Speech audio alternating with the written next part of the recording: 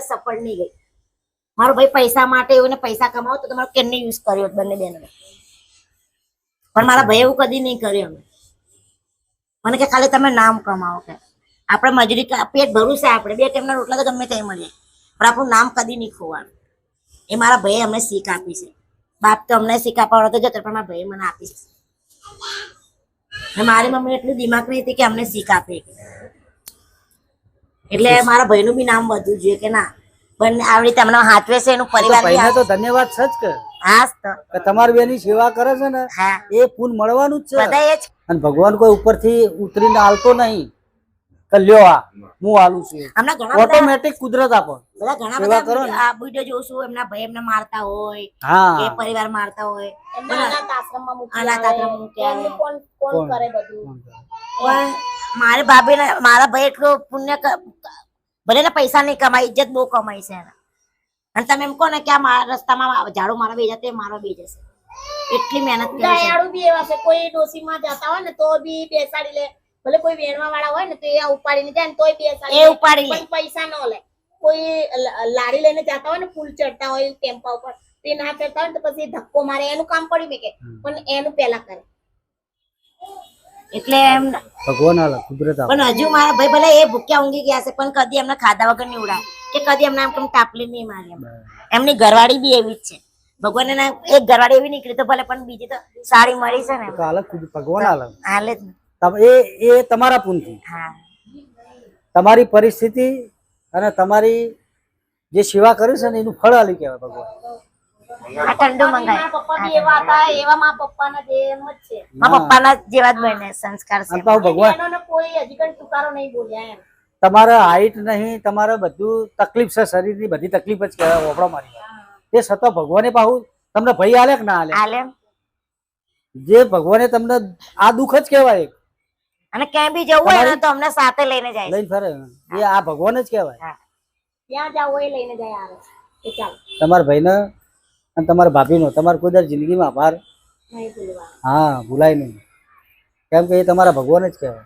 ભગવાન જ અને તમારા બેના પૂનથી એરે રડી ખા. કુદરત કોક લઈ લે ને, કોક આપો. આ એક નિયમ છે ભગવાનનો. તમારા જોડેથી કોક લઈ લે. મારો ભાઈ ભાડાની રિક્ષા ચલાવે છે, એનો હું આટલી બધી હેરાન થતી હતી ને, તો એમના સવારમાં રિક્ષા ચલાવવામાં 2 કલાક શું છે ખાલી, અને પછી નાઇટમાં ચલાવવા જાય છે, કેમ કે બધું પૂરું કરવું એટલે ના થઈ શકે. સિટીમાં રહેવું એટલે હા, તમે સિટીમાં રહ્યો એટલે સવારે દાંતણ થી ખર્ચો ચાલુ થાય. હા, તમારું દાંતણ કરો ને ત્યાંથી ખર્ચો ચાલુ થાય. કે હોજી ઊંઘો તો તમારું જોવા વિડીયો જોતા હોય છે કદાચ, અમારે ઘેરથી ભેંસો જ દોતી હોય. અમારે હમણાં ફોટો બધાને તો તરત ઓળખી ગઈ. મોટા ભાઈને તો ઓળખું છું, નતું ઓળખી ગઈ. જરા નાના બેન ને વાયરલ કર્યા ને ભાઈ. મારા ઉપર કેટલી વખત ફોન આવ્યો. અમે 2 ભાઈબંધ જ છીએ. અચાનક જ અમારે ભેટાડો થઈ, મારી મમ્મીને ગભરામણ થઈ ગઈ ને, એટલે સાડી બાડી બધી નીકળી ગઈ. એટલે અમે એક સાઈડમાં ઉભી રાખીને ઠંડુ પૂડા પાણી બાણી પૂડા સામે બેઠા તો વાત નથી, વાત થઈ કે ભાઈ જોડતી નંબર લીધો. અરે બોને આપણો અમને મલાવા હશે, સારું જ કહેવાય. અમારે આ તો 1 મહિનાથી વાત ચાલતી ચર્ચા. મારે હું ટાઈમનું સેટિંગ નતું. ટાઈમ સેટિંગ થાય ને એટલે કોઈ જઈએ. અને અમારે કેવું છે, જો તમારે જેવું જ છે. પણ અમારે હતું કે આ તો ખાલી નંબર લઈને ગયા છે. મેં ભાઈને કીધું આ લોકો તો ના આવે.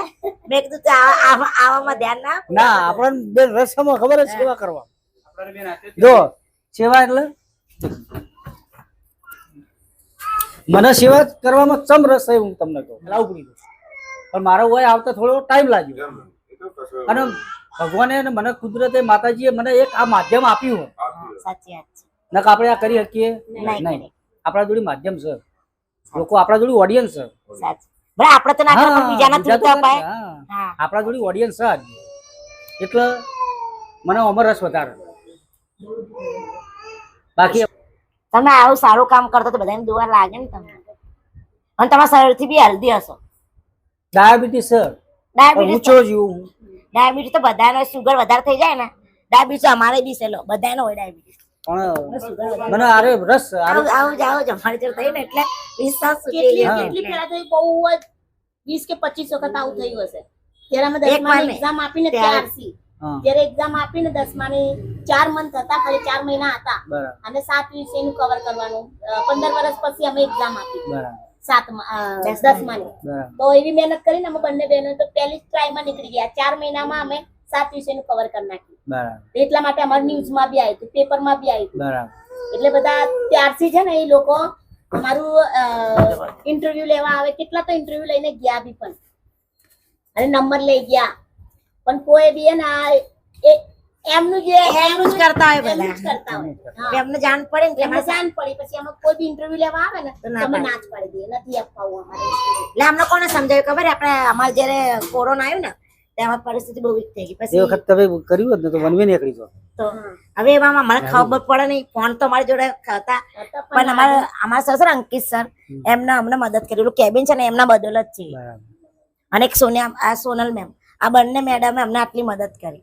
ત્યારે અત્યારે મારી ચાને કેટલી ચાલે ન કરતો અત્યારે અમારે જે અમે અહીંયા હોતે તમે કેવી મદદ કરો છો એવી રીતે અમારી મદદ કરી અમને. એ આયા તો સોનલ મેડમ અમારા ઘરની પરિસ્થિતિ જોઈ.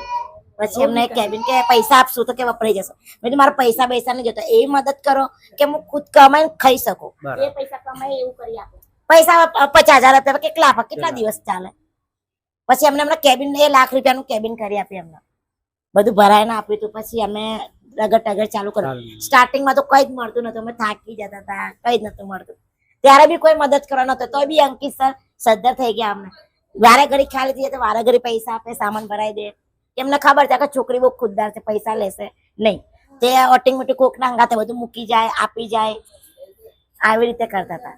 તો મદદ તો કરું છું. અમુક કેવું હોય ખબર કે લોકો જગ્યા ખોરતા હોય. હા સાચી વાત છે. યોગ્ય જગ્યા પૈસા નાખવા માટે લોકો જગ્યા ખોરતા હોય છે. જો અત્યારે આપણે અહીંયા છે ને પેલા ભાઈ આખું કેબિન સંભાળી લીધું છે, એ બી મદદરૂપ બને છે. ના મદદ તો કરી દો. હવે તો એ તમારા કેબિન છે ને, એ અમે આવીશું. ઓટો મારો આવી.